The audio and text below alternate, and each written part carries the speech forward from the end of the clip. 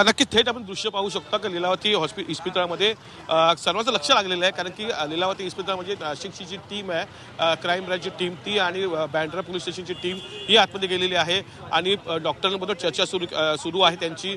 खरं तर जे डॉक्टर उपचार करत आहेत कोकाट्यांचे, ती टीम जी आहे आणि एक्सपर्ट टीम आहे ती तिथे बसलेली आहे आणि दोघांमध्ये चर्चा सुरू झालेली आहे की नक्की कोकाट्यांना झालं काय आहे, त्यांचे ते फिट आहेत अनफिट आहेत, ते सर्व संदर्भातले एक अहवाल रिपोर्ट किंवा एक मेडिकल रिपोर्ट पाहण्याची गरज आहे पोलिसांना। ते पाहण्याचं काम आता पोलीस करत आहेत।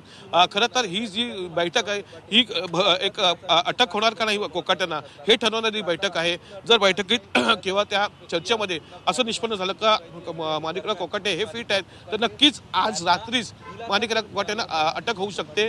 परंतु जर ते अनफिट असतील, ज्या प्रकारे त्यांच्या नातेवाईकांना सांगण्यात आलेलं आहे की त्यांना विश्रांतीची गरज आहे, त्यामुळे कदाचित आज त्यांची अटक टळू शकते। आणि दुसरी गोष्ट म्हणजे त्यांना जर अनफिट नसतील तर त्यांना उद्यापर्यंत कदाचित सरकारी रुग्णालयातही नाशिक पोलीस हलवू शकतात।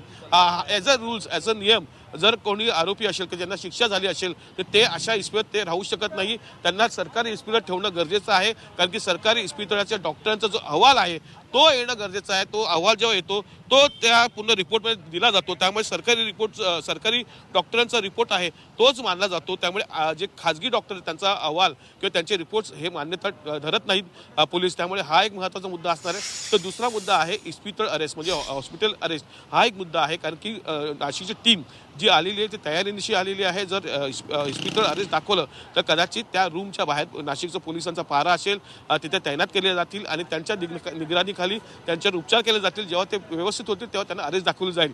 त्याचबरोबर सर्वात महत्त्वाचा मुद्दा आहे उद्या कोर्टामध्ये, हायकोर्टामध्ये जी हेअरिंग आहे त्या हेअरिंगमध्ये त्यांना दिलासा मिळतो का त्यांना जे खालच्या कोर्टाने म्हटलेलं आहे ते ॲज इट इज ठेवतात। ॲज इट इज ठेवलं तर नक्कीच कोकाट्यांच्या अडचणी वाढणार आहेत आणि कोकाट्यांना अरेस्ट ही होणार आहे। आपण पाहिलं आहे याआधी कोकाट्यांचे मंत्रीपद काढून घेण्यात आलेलं होतं, मंत्री जी खाती होती ती काढून घेण्यात आली होती आणि आज त्यांचा राजीनामा एक्सेप्ट केलेला आहे अजितदादाने आणि अजितदादाने तो राजीनामा देवेंद्र फडणवीस यांच्याकडे सोपवलेला आहे। त्यामुळे राजीनामाही आता एक्सेप्ट झालेला आहे। त्यामुळे आता ते मंत्री राहिले नाहीये, ते आमदार आहेत।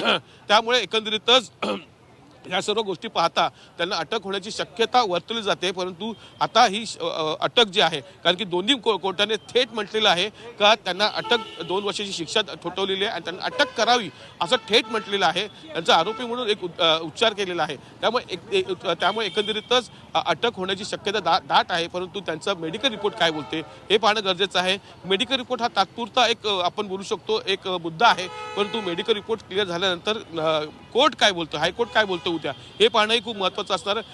खरं तर मेडिकल रिपोर्ट आजच्या रात्रीसाठी आणि उद्या हायकोर्ट काय बोलतो या गोष्टी खूप महत्त्वाच्या असणार आहे ह्या पूर्ण कोकाटे प्रकरणामध्ये। अगदी कपिल, या सगळ्यामध्ये डॉक्टरांचा रिपोर्ट अतिशय महत्वाचा आहे। डॉक्टरांबरोबर आता चर्चा सुरू आहे। डॉक्टरांनी अगोदरच सल्ल्याची गरज असल्याचं कुटुंबियांकडून कळवण्यात आलेलं आहे।